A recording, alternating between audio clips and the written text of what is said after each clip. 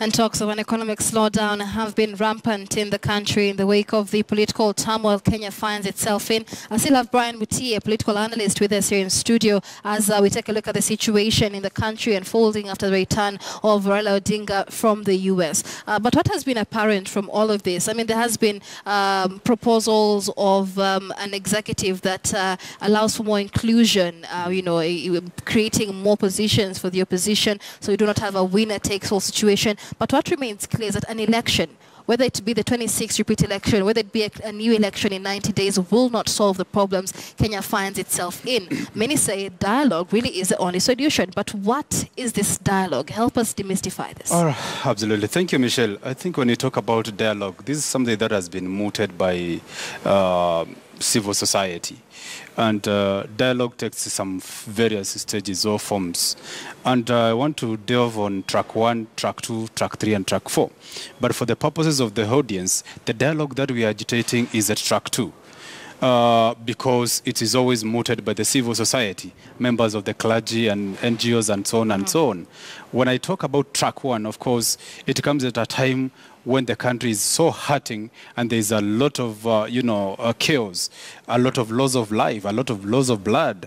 And that's it when the international community now intervenes, and that's at track 1. The problem with track 2 is what we are fighting for. The situation to bring the parties to talk is always where the rubber meets the road. Because first they have to agree on some various issues for them to be able to sit on a table. One, they have to agree on who is going to mediate, who is going to be an nonpartisan person, who is going to take through the negotiation process or the dialogue process. Again, there's that need for a sense of commitment from the leadership. The two parties or the protagonists involved have to commit that they are going to abide by the resolutions that are going to come to that. And again, the opportunity has to avail itself for these people to come to a negotiating table. So those demands have to arise for people or for the protagonists to be able to talk to each other in terms of dialogue. Now, the problem with this kind of dialogue has to await for the right condition to appear. Now, that condition is actually a willing sort of buyer-seller sort of affair, where, for example, here Raila and Uhuru are willing to negotiate.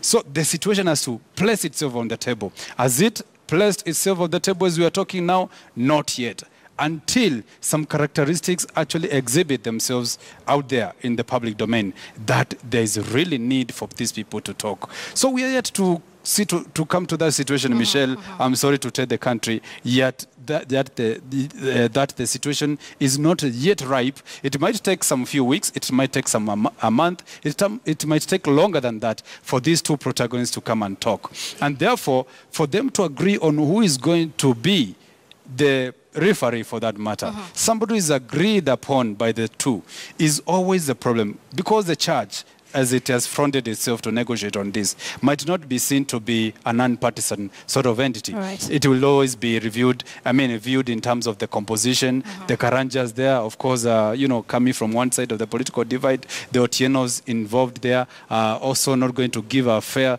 sort of ruling or direction, and therefore it has to be treated with some suspicion within.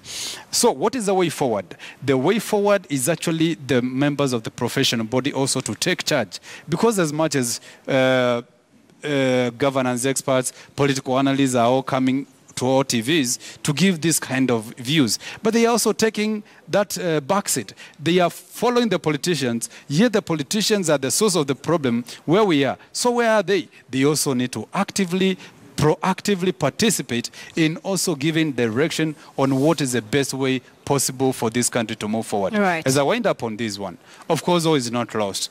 The fact that Raila and Uhuru are not talking to each other at this moment because of the ruling that has to come up on Monday, of course, I hope so. The assumption is that if Uhuru is going to be declared the president, of course, now that's where the situation will now start placing itself on the table as a way of now trying to bring the others on the table with a clear defined structure on what is the process that has to be followed. That has to be met. All right. As of now, Michelle, the situation has not yet placed itself on the table. All right, so we'll continue keeping an eye on that situation because many Kenyans keep hoping that we will see an end to this soon. All will return to more normalcy soon. We'll keep on following that situation for you. The NASA convoy is still trying to make its way into the central business district, but that's where we wind up this discussion with Brian Mutie, who is a political analyst in studio. Many thanks for joining us this afternoon, Brian. Well, it is now time for sports and news. Let's take a look at what's making headlines in the world of sports with Robinson Okenye. Rabi, what's on your side?